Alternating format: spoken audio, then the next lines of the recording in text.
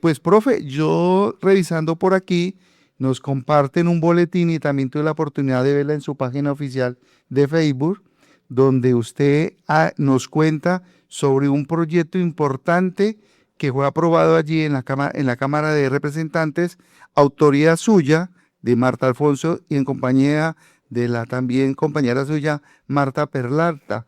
Pues quiero que Yasmín nos cuente un poco sobre este boletín que nos comparte su oficina de prensa. Yasmín. Sí, señor. Bueno, el boletín de prensa dice Marta Alfonso y Marta Peralta lograron la aprobación definitiva de la ley que fortalece la donación de sangre y abre el camino a la producción de productos medicinales derivados del plasma en Colombia. Bueno, la representante a la Cámara por el Tolima, Marta Alfonso, y la senadora Marta Peralta lograron este martes la aprobación definitiva en último debate de la plenaria de la Cámara de Representantes de una iniciativa de su autoría que moderniza la política de donación de sangre en Colombia, fortalece la red de bancos de sangre y abre una ruta para que el país avance hacia la producción nacional de productos medicinales derivados del plasma. La ley busca aumentar la disponibilidad de sangre en todo el territorio nacional, especialmente en las regiones, mediante el fortalecimiento de los bancos de sangre y la actualización periódica de los lineamientos de donación con base en la evidencia científica. Al mismo tiempo, establece garantías para prevenir prácticas discriminatorias y promover la participación más amplia, segura e incluyente de potenciales donantes. Entre sus avances más importantes, la norma elimina barreras históricas sustentadas en perjuicios sobre orientación sexual e identidad de género en cumplimiento de sentencia de la Corte Constitucional. Además, incorpora un enfoque étnico para que las campañas de promoción, información y educación sobre la donación de sangre también se desarrollen en lenguas nativas, facilitando así el acceso a la participación de comunidades indígenas, raizales y de territorios históricamente excluidos.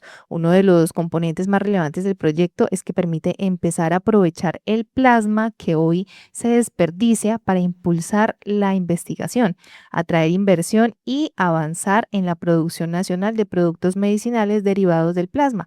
Con ello, Colombia podrá producir su dependencia de importantes, costosas y fortalecer su soberanía sanitaria. La ley también deja bases para el desarrollo de plasmas de fraccionamiento de plasmas para el desarrollo de plantas, perdón, de fraccionamiento de plasmas, un paso estratégico dentro de una política de reindustrialización farmacéutica para el país.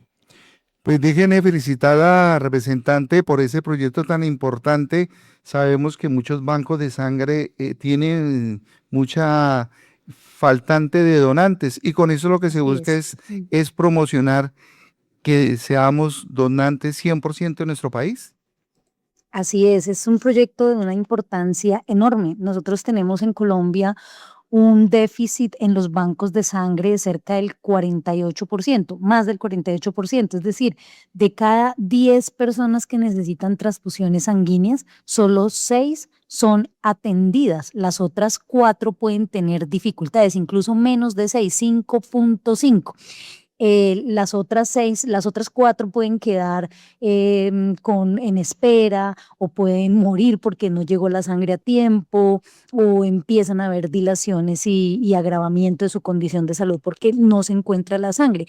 Y hay algunos tipos de sangre que son todavía más deficitarios, por ejemplo, la sangre O negativo o aquellos que tienen variantes, algo que se llama variantes y que genera pues menos posibilidades de almacenamiento de sangre en Colombia. Y ese déficit está marcado por muchas cosas, temas culturales, ¿cierto? Que la gente dice, no, yo no dono porque si dono me engordo, porque la sangre la van a vender, por una cantidad de creencias que la gente tiene muy equivocadas frente al tema de la donación, pero también problemas institucionales. La Corte Constitucional se ha pronunciado ya en 2 ocasiones, sacando sentencias diciendo que las personas que trabajan en bancos de sangre no pueden discriminar a los donantes, por ejemplo, por su orientación sexual. Cuando uno va a donar, uno llena un formatico y pues le preguntan usted qué orientación sexual tiene. Entonces, por ejemplo, una persona pone gay y la enfermera, la auxiliar, la persona del banco de sangre dice, es que por esta información que usted suministró, le decimos después si puede donar. Y en cambio un heterosexual, que puede ser incluso más promiscuo que una persona gay, sí le permiten la donación. Ahí hay un prejuicio cultural, religioso seguramente, o ideológico, que termina generando que menos personas donen sangre. Y te digo porque hay casos en cantidad e incluso pronunciamientos de la Corte Constitucional.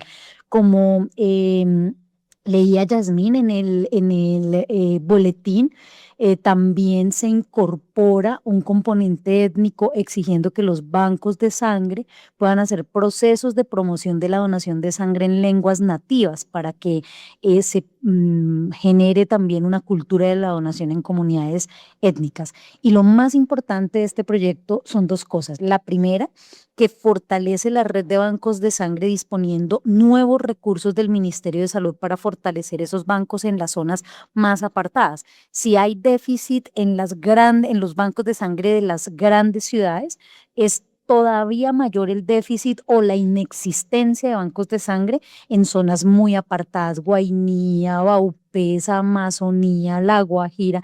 En las zonas más dispersas hay todavía más probabilidades de morir porque no hay acceso a una transfusión.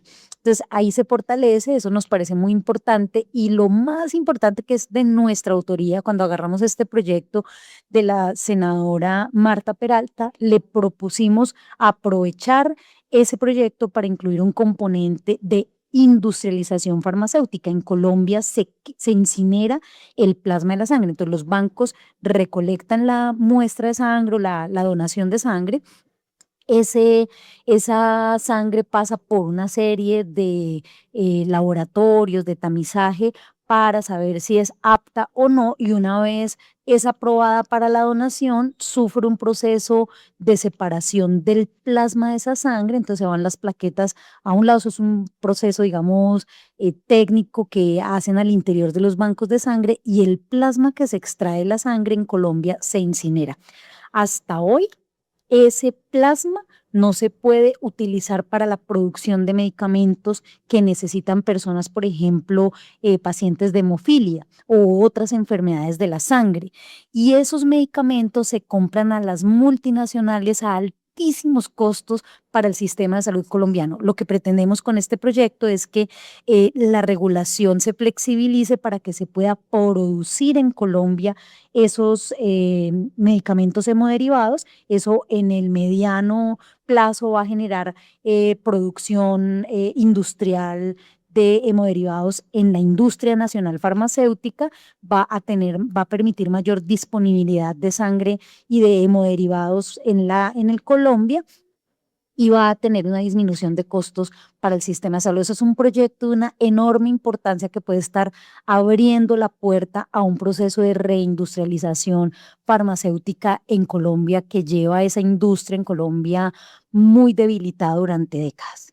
Profe, ¿ya queda entonces para sanción presidencial esta ley? Así es, ya tuvo sus 4 debates y lo único que faltaría es que el gobierno nacional la sancione, y sabemos que lo va a sancionar porque tuvimos el acompañamiento técnico del Instituto Nacional de Salud y del Ministerio de Salud en todo el proyecto de ley, en todo su trámite legislativo. Profe, ¿cómo ha sido ese diálogo usted con el señor ministro Guillermo Alfonso Jaramillo? Pues trabajamos juntos muchos temas de salud. Yo trabajo todo el tiempo con el equipo técnico del ministerio en temas asociados a la reforma a la salud, en temas asociados a atención primaria, en este tipo de temas. No es el primer proyecto de salud que impulsamos, al que le hemos trabajado, y eso ha permitido que tengamos una relación de diálogo, sobre todo en los últimos 2 años, por proyectos de ley muy específicos, de manera fluida. No es tan frecuente, pues porque un ministro, y más ustedes conocen al doctor Guillermo Alfonso Jaramillo, no para un solo día, trabaja visitando las regiones, viajando, bueno, entonces no es tan fácil, digamos, vernos, pero cuando nos vemos hay total cordialidad en nuestra relación. Yo creo que una de las congresistas del departamento del Tolima más activas allí en el Congreso ha sido usted. Déjeme decirle, profe, de que la hemos visto muy activa, defendiendo proyectos que usted ve que son beneficios para la comunidad que ha presentado el gobierno nacional, también de autoría suya o de otros compañeros. Ha sido muy activa su participación allí en el Congreso. Sí, Alberto, mira, déjame decirte que yo me voy del Congreso, como seguramente la ciudadanía sabe, yo no logré ratificar mi curul, pero yo me voy con un sentimiento de gratitud por la experiencia, de gratitud con el pueblo tolimense por haberme dado la oportunidad de representarle en el Congreso y con la conciencia limpia del deber cumplido. Mira, de las cosas más importantes que ha pasado en mi vida es el día que se aprobó la reforma a los artículos 86 y 87 de la Ley 30, que son los artículos que financian la educación superior pública en Colombia. Esa reforma a la que le trabajé con toda mi capacidad, hicimos 7 foros nacionales, pues regionales en distintas universidades del país, hicimos proposiciones, trabajamos en mesas técnicas y cuando se aprobó para mí fue un momento de mucha felicidad porque yo vengo del movimiento estudiantil, luché por una educación pública, por una universidad gratuita, de calidad, con acceso universal, y esto nos permite avanzar en ello. Las universidades en Colombia tienen un déficit financiero muy grande porque desde hace 30 años no se cambiaba la manera de transferir los recursos para su financiación y con este proyecto de ley, con esta reforma que hicimos, cambiamos la manera de financiar la universidad y eso va a implicar en los próximos años un aumento de la financiación y por tanto un aumento de cupos y esperamos también un mejoramiento de la calidad en las universidades de todo el país, especialmente en las regiones.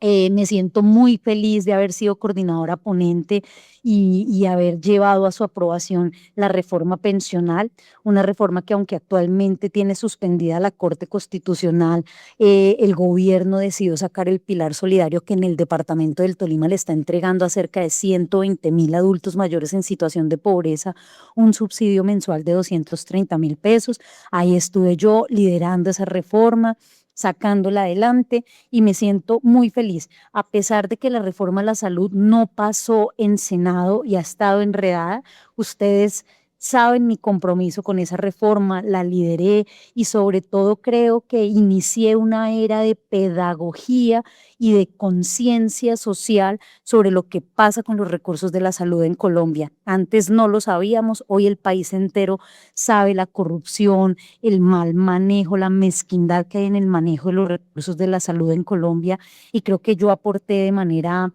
enorme a esa conciencia social y a esa información y a esa pedagogía para que el país entero conozca cómo funciona hoy el sistema de salud y sea más consciente de la necesidad de una reforma. Entre otros, ¿no? Mira, este proyecto de ayer es un proyecto de una importancia enorme para la salud y para la industria farmacéutica que está relegada. El país compra más del 90% de los medicamentos que consume. Imagínense ustedes el costo que significa comprarle, además en una gran intermediación que hay en el negocio de los medicamentos, eso tiene unos costos para el país tremendos y lo que hicimos ayer, la aprobación de este proyecto, puede generar la reactivación de la industria farmacéutica en Colombia, los bancos de sangre fortalecerse. Realmente nos hemos dedicado a trabajar, pero mejor dicho, como si fuera el último día cada día. Y eso pues me hace sentir muy tranquila de haberle cumplido a los tolimenses. Yo me voy con una sensación y con una gratitud inmensa con el pueblo tolimense y de ninguna manera me siento derrotada. Creo que se hizo el ejercicio, que cumplimos al Tolima, que hicimos una representación digna, decente y de altura en el Congreso de la República de los tolimenses y que seguramente esta experiencia a mí me abre puertas para una cantidad de cosas, así que me voy con la conciencia tranquila.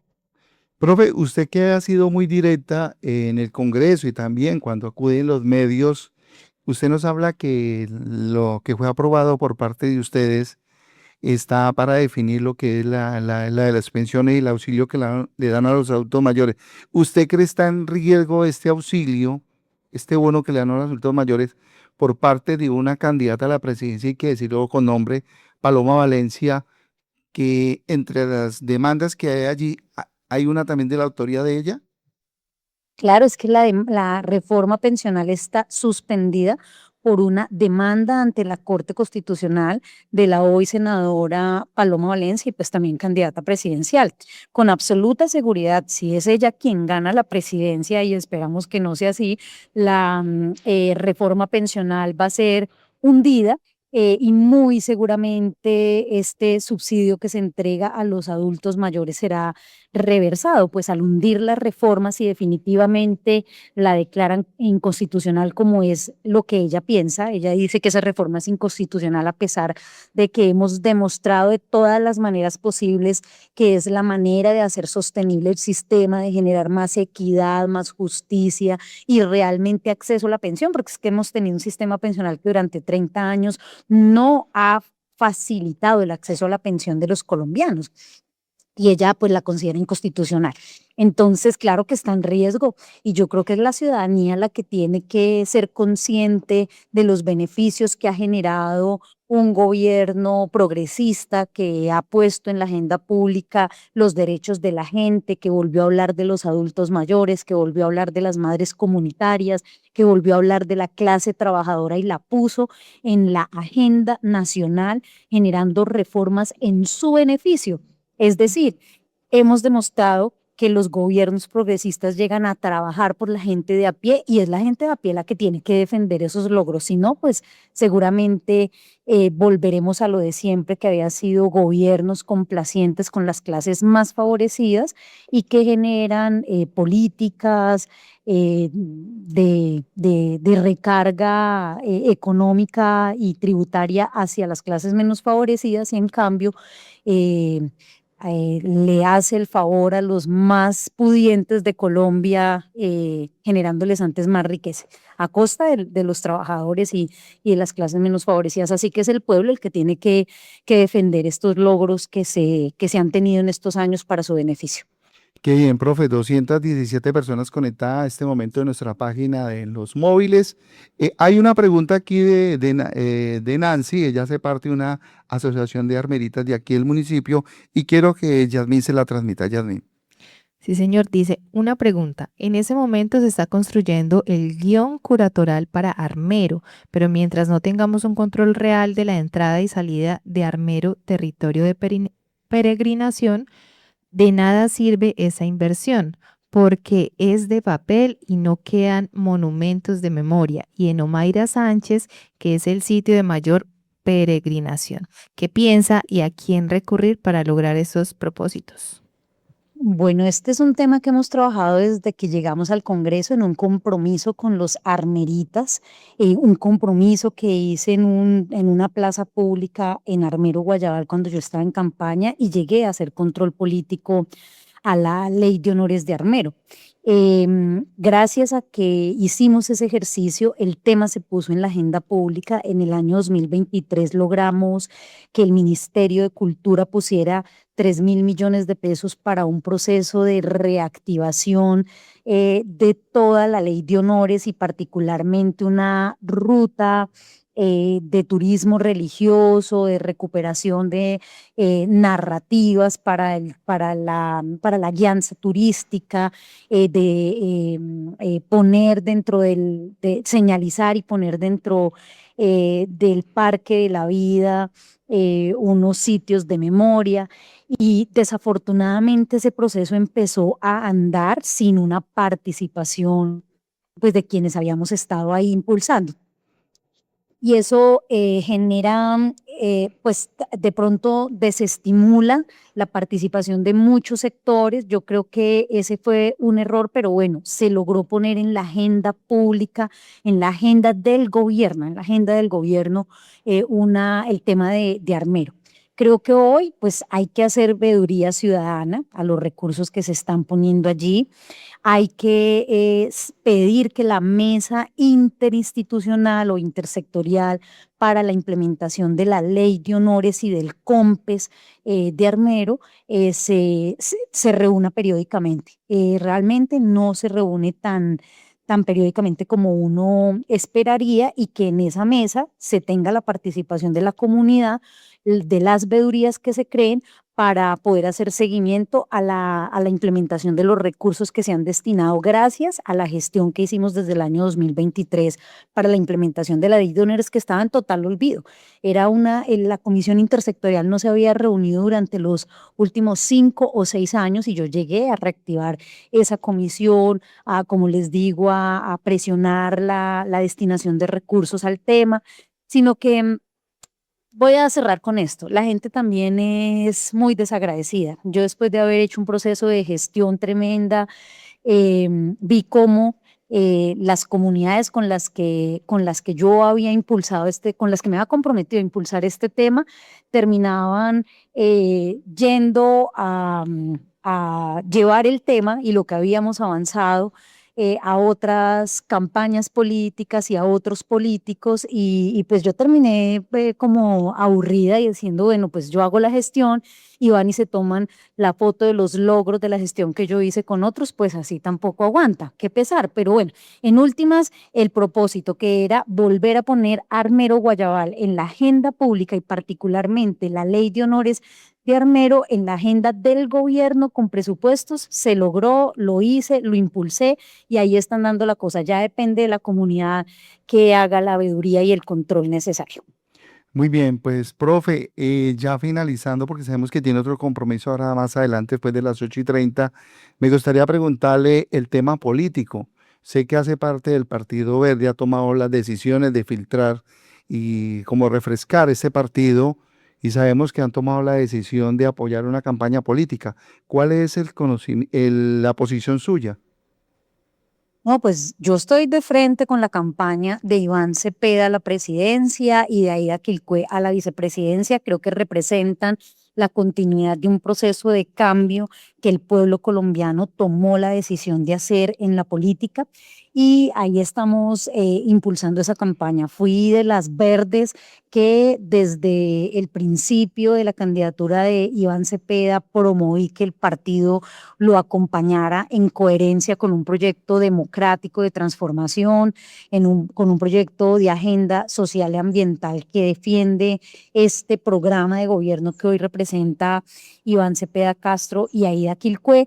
Y pues en efecto, el lunes tomamos la decisión de armar un comité de compromisarios para buscar un acuerdo programático con la campaña de Iván Cepeda. Digamos, yo ya estoy de frente en esa campaña, y el partido pues empieza su tránsito, esperemos muy pronto, a llegar a esa campaña.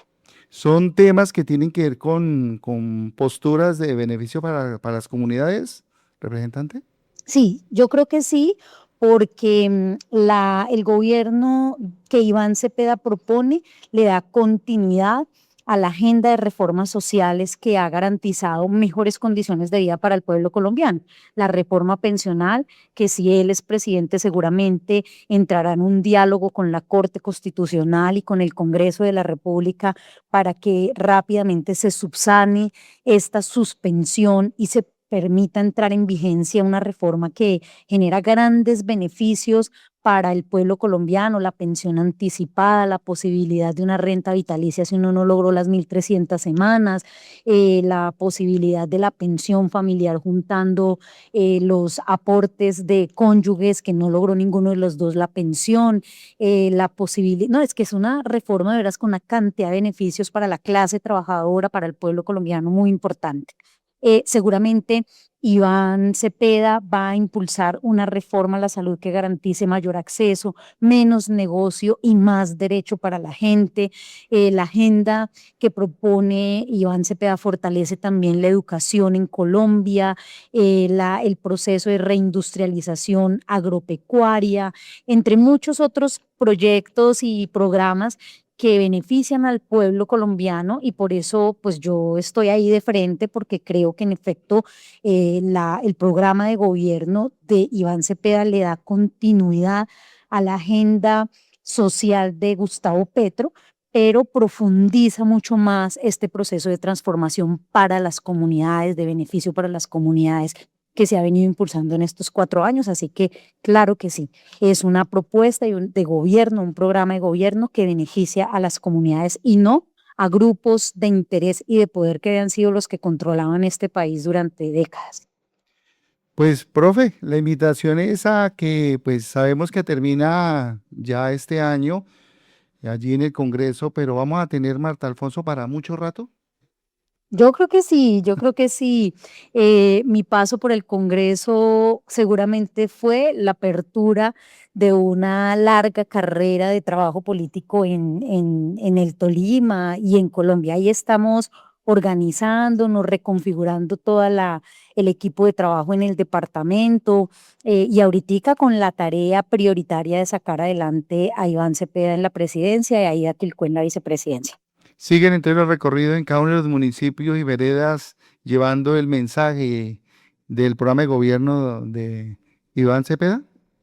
Así es, en eso estamos con toda. Vamos a ganar en primera. Bueno, profe, pues Mm. muchísimas gracias por estar aquí en los micrófonos de la 92.7. Hay muchas preguntas que han hecho los oyentes que nos ven y nos escuchan a esta hora de la mañana. No sé si tiene la oportunidad de contestar al menos otra, profe. Sí, sí, dale pues, otra más. La de la señora Lucía Toledo que hace una pregunta de Yasmín. Permítame, ya. Dice, buenos días, estimada doctora. Cada año se realiza la edición de la revista Armero Siempre por parte de la Biblioteca Nacional. Vamos con la tercera edición. ¿Cómo podríamos obtener asignación de recursos para continuar la elaboración de la revista, en donde se presentan historias de armeritas originales? Estamos haciendo remembranza. Yo le agradecería. Lucía Toledo. No, a Lucía decirle que me escriba en redes y hacemos la gestión. Es difícil, tan entrada ya el año, el presupuesto de la nación por lo general se asigna desde el año anterior y es a veces difícil llegar con un proyecto, por ejemplo, para ejecutar este año el cuarto volumen de la revista Armero Siempre. Es difícil llegar a decir, por favor, pónganle recursos a este proyecto, pero no hay peor diligencia que la que no se hace, así que podemos tocar puertas, mirar con quién se puede gestionar. Nos quedan varios meses en el Congreso y sobre todo una relación fluida y permanente con el gobierno hasta el 7 de agosto y si hasta el 6 de agosto y si gana Iván Cepeda del 7 de agosto en adelante. Así que toda mi disposición de ayudar en lo que sea necesario para reivindicar la memoria de los armeritas, que me escriba y miramos cómo ayudamos a hacer la gestión. Muy bien, entonces ahí está la respuesta para la señora Lucía Toledo por parte de la profe Marta Alfonso. Profe, el próximo año elecciones regionales, ¿puede estar su nombre por ahí en algún cargo? Puede estar, puede estar. Todavía no hemos definido con nuestro equipo de trabajo eh, cómo van a ser las apuestas para las regionales, porque estamos concentrados en la contienda presidencial que nos parece debe ser la prioridad, pero con seguridad vamos a estar ayudando a conformar listas territoriales y posiblemente de pronto una candidatura. Uno nunca sabe qué le depare el destino, pero por supuesto que vamos a estar ahí. Nuestra vigencia política, yo creo que hay un liderazgo con legitimidad, con un liderazgo honesto, nuevo, política nueva también en la región, y yo por eso creo que ahí vamos a estar vigentes durante un buen tiempo. Muy bien, profe, muchísimas gracias por atender los micrófonos de la 92.7 de Armero FM Estéreo. A ti, Alberto, un abrazo inmenso, a todo tu equipo de trabajo y a la audiencia de Armero FM, un abrazo inmenso, feliz día.